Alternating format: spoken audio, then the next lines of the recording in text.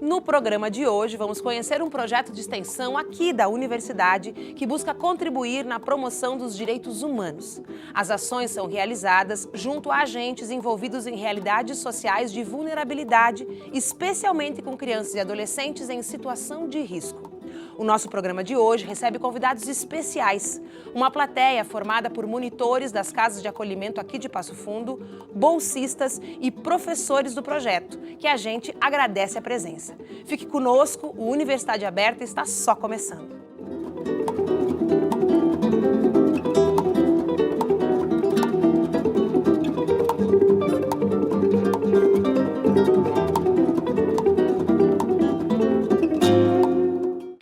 O projeto Educação e Cidadania é vinculado aos cursos de Artes Visuais, Jornalismo, Letras e Serviço Social aqui da UPF. O principal objetivo é contribuir na promoção dos direitos humanos de crianças e adolescentes em situação de vulnerabilidade social. E para conversar sobre esse assunto, eu recebo aqui no estúdio a professora mestre da Faculdade de Artes e Comunicação da UPF, Silene Maria Potrick. Mas antes disso, confere aí o trailer de um documentário produzido como parte das ações deste projeto. Eu fui com 2 anos de idade pro orfanato. Daí a gente era em 8 irmãos. Nós fomos 8 pros abrigos. É uma relação afetiva, uma relação quase que de pai e filho, de mãe e filho. Porque as crianças e adolescentes, eles não nos enxergam como funcionários de uma instituição, eles nos enxergam como seres humanos adultos que estão ali para dar esse carinho que eles não têm de outras, que não vem de outro lugar, que não vem de outra pessoa. Eu acho que toda criança tem que ter uma mãe. E ali o que eles têm? Eles têm um funcionário, mas a gente passa também um certo amor, mas a gente passa muito cuidado. E daí eu fico feliz com isso. Muitas pessoas que não conhecem a realidade, que não estão por dentro da legislação, que não conhecem pessoas que trabalham na casa de acolhimento, elas ainda acham que lá dentro elas são maltratadas e não são respeitadas. No começo, até as minhas amigas diziam o que eu estava fazendo lá. Que loucura! Como é que eu aguentava? Como monitor de atividades, a gente procura fazer com que o acolhido se sinta o mais próximo dentro de um lar possível. Mas você tem que entender que para ele, quando ele vai chegar ali, tudo é diferente, porque ele foi tirado da família. Por mais que se faça todo esse esforço, né, através do trabalho da equipe técnica, através de capacitação com os cuidadores, os monitores, né, através dessa articulação multidisciplinar, né, e esse diálogo, a casa de acolhimento ela não é a casa da criança. Né? Os cuidadores, os monitores, por mais que eles se esforcem e cumpram o seu papel muito bem, ainda assim eles não são o pai em si e a mãe em si. Eles não são essa figura materna e essa figura paterna da criança.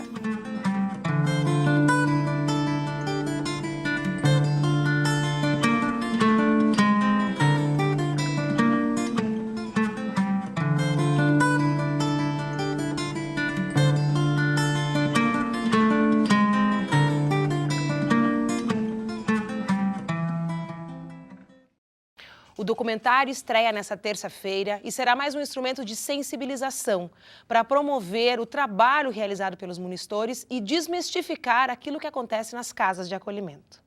Professora Silene, olhando esse pequeno trailer que não revela as pessoas, mas conta um pouco dessa história, né? Até para a gente não exibir todo o documentário aqui na TV, a gente fica pensando um pouco o que o projeto faz, afinal, com o que ele trabalha e qual foi o envolvimento do projeto com a produção desse documentário.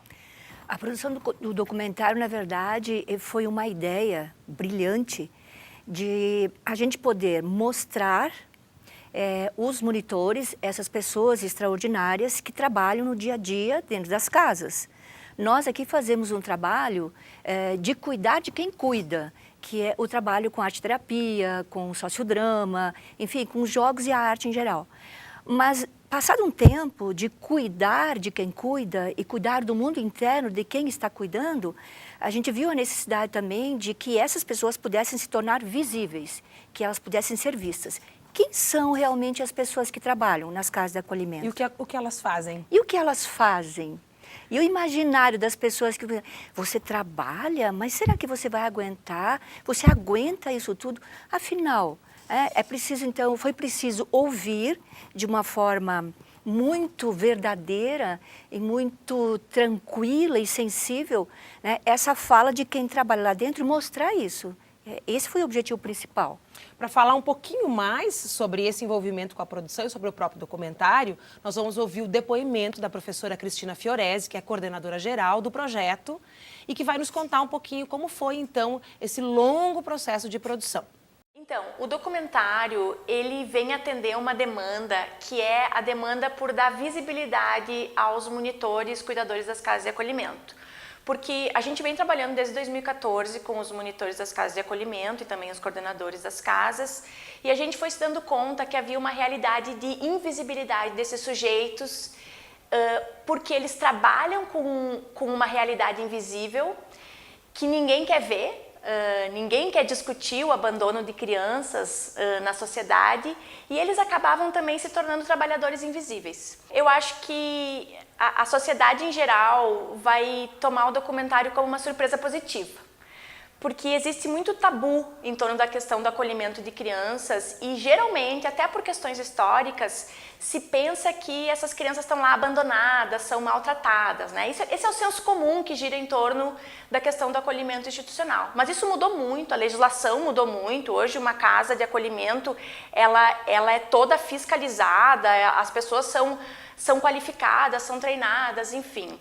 Então, eu acho que quando as pessoas puderem entender como é que é uma casa de acolhimento e, mais do que isso, quem é o monitor? Que o monitor é uma pessoa de carne e osso, cheia de amor e que também se toca com a realidade daquelas crianças. Então, eu acho que quando as pessoas perceberem isso, elas vão conseguir estabelecer uma relação de maior empatia, tanto com as crianças das casas, quanto com os próprios monitores das casas.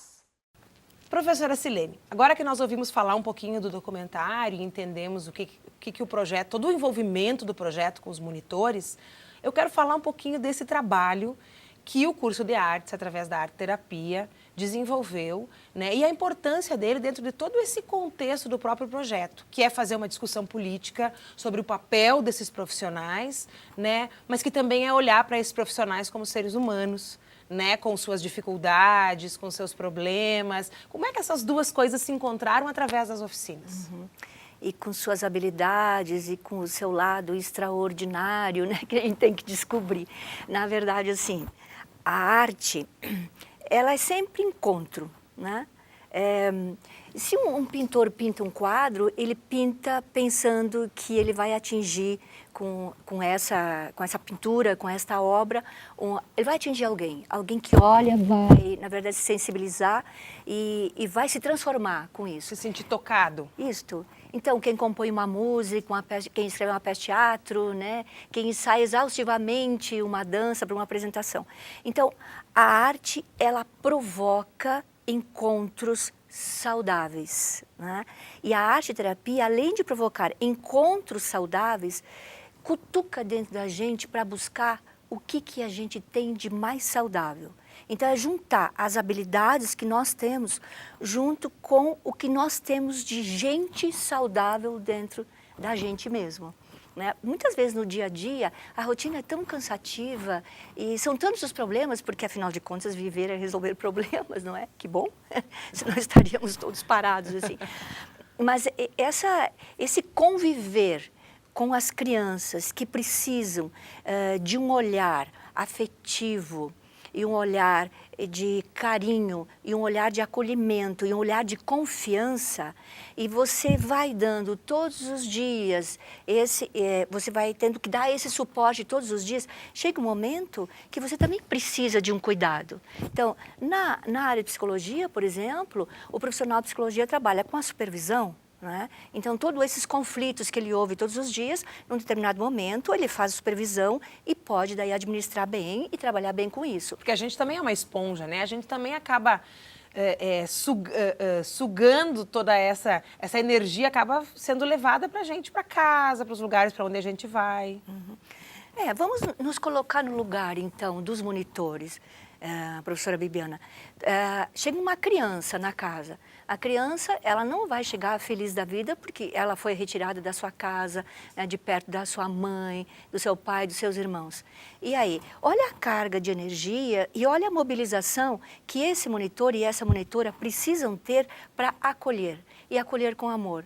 E acolher com alegria. E mostrar que agora, esse tempo, né, essa fase temporária, enfim, ficou redundante, mas esse tempo que ele vai viver ali na casa, junto com outras crianças, é um tempo bom também para ele. Então, quer dizer, é preciso que esses monitores, era necessário, na verdade é isso, era necessário que esses monitores tivessem também um espaço, um tempo, para que eles pudessem, mesmo que mínimo, mas que eles pudessem ter um cuidado. E aí foi pensando em arte-terapia, que é também, então, a arte do encontro, a arte aliada à terapia, né? Cuidar do mundo interno das pessoas.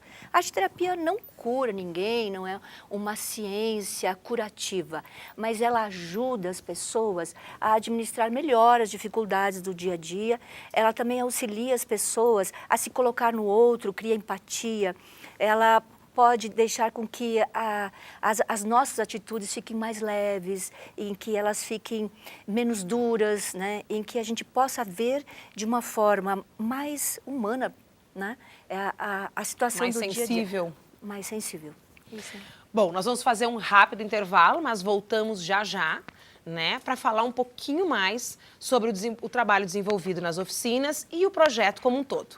Fique aí, voltamos daqui a pouco.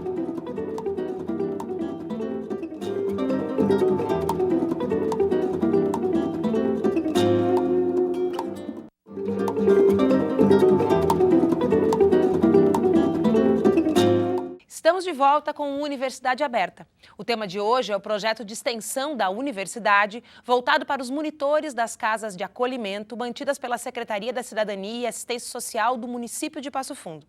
Antes de voltarmos à nossa conversa, conversamos com a Geise de Carli, que é bolsista do projeto na área de artes visuais.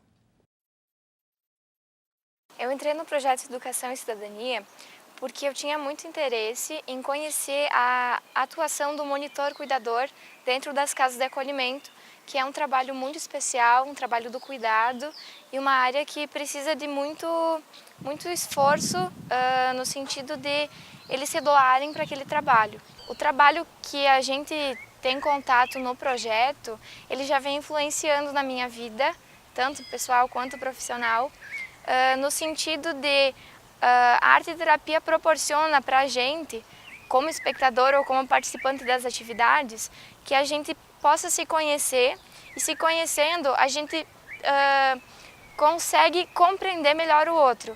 E isso nas minhas relações pessoais, tanto no trabalho como na vida, teve uma melhora muito grande, assim. É mais fácil lidar com as pessoas agora, né? Entender por que elas agem daquela forma, o que leva uma pessoa a ser daquele jeito.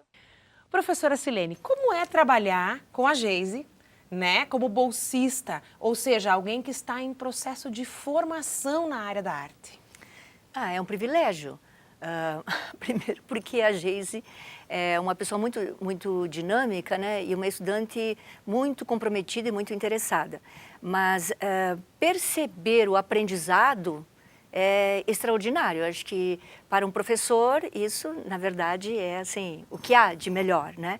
É perceber que alguém que está te acompanhando na construção de conhecimentos, porque... Para além da sala de aula, Para né? além da sala de aula. Porque a gente pensa assim, a arte tem técnicas, né? A arte possui suas técnicas, seus materiais, seus suportes, mas ela é uma área de conhecimento humano que sempre permite fazer diferente.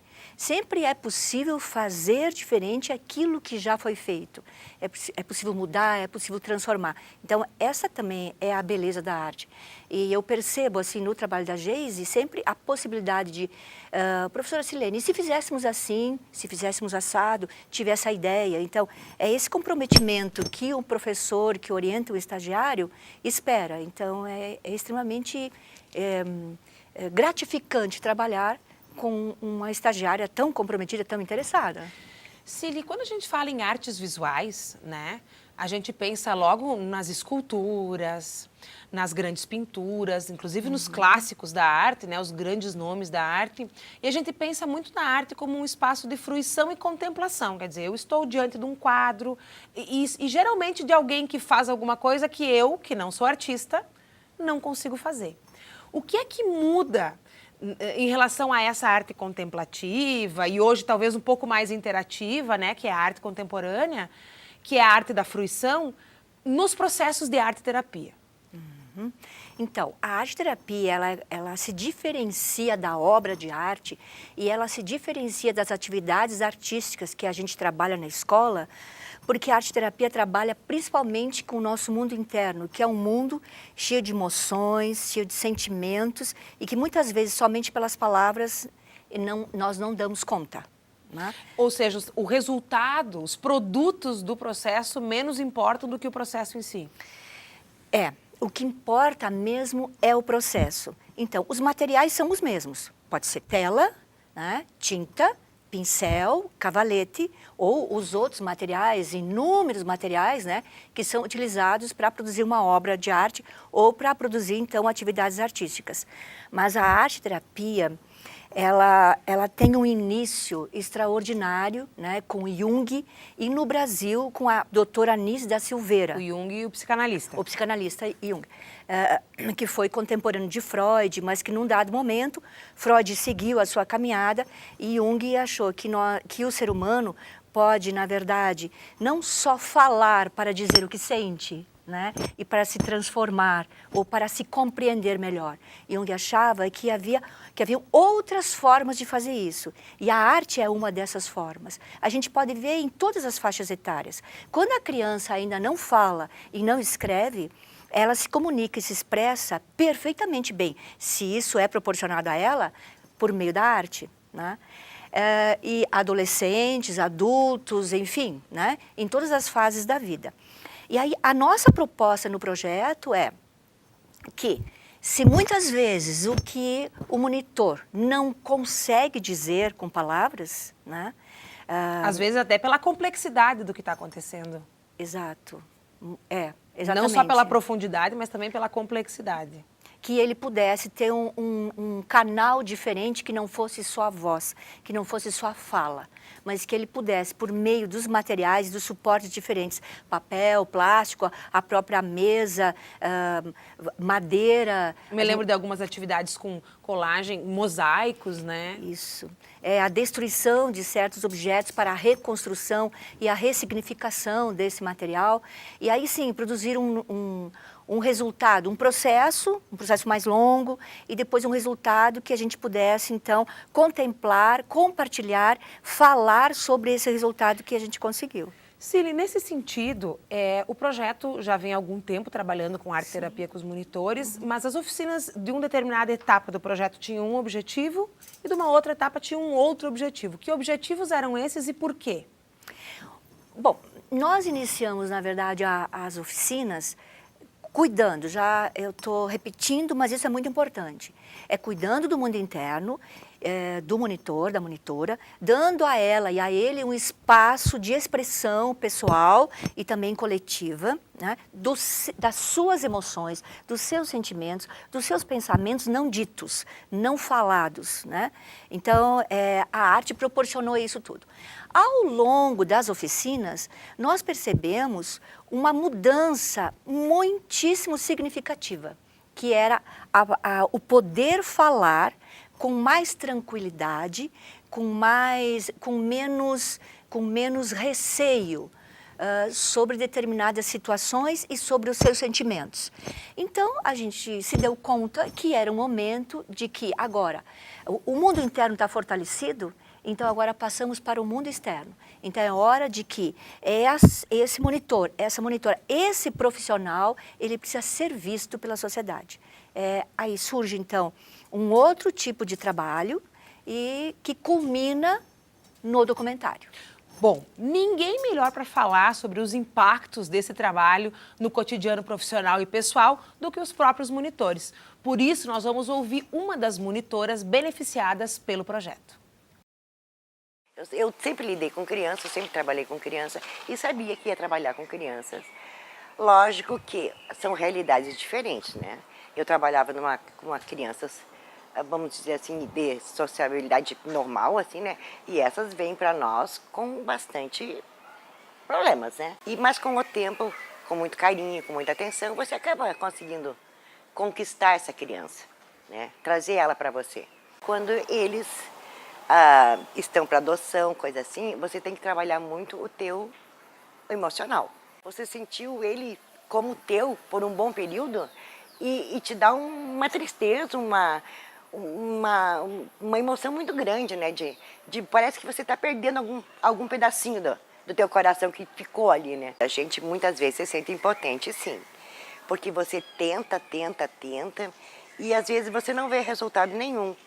Aí você fica imaginando, meu Deus do céu, como é que esse adolescente daqui a pouco vai ter que sair dessas casas? Vocês têm que sonhar, vocês têm que continuar amando as pessoas, vocês têm que continuar almejando coisas boas para vocês. E é isso que a gente tem que incentivar em vocês. É vocês sonharem e continuar sonhando. Vocês não podem parar, porque no momento que você para de sonhar, a sua vida praticamente perde totalmente o valor. Bom, Cíli. Sim.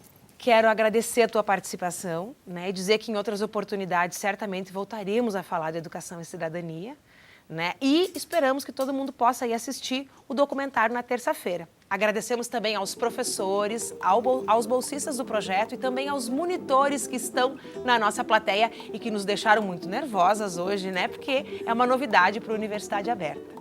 E você, se gostou do que ouviu e se quiser conhecer um pouco mais do projeto, pode assistir às nossas reportagens em nosso site, nextjor.com.br, e nossos programas na íntegra estão disponíveis em nosso canal do YouTube. Estaremos de volta na semana que vem.